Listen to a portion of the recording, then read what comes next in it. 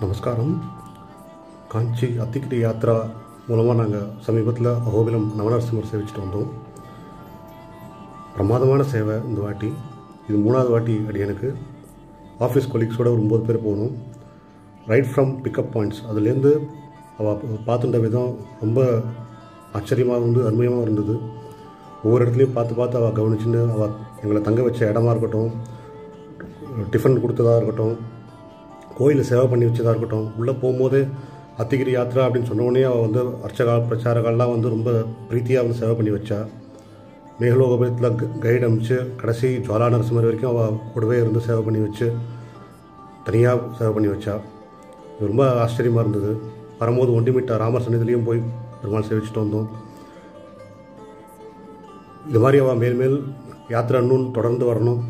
அதில் நாங்களும் கலந்துக்கிறதுக்கு பாக்கியம் இருக்கணும். சந்தோஷம். தாசன்.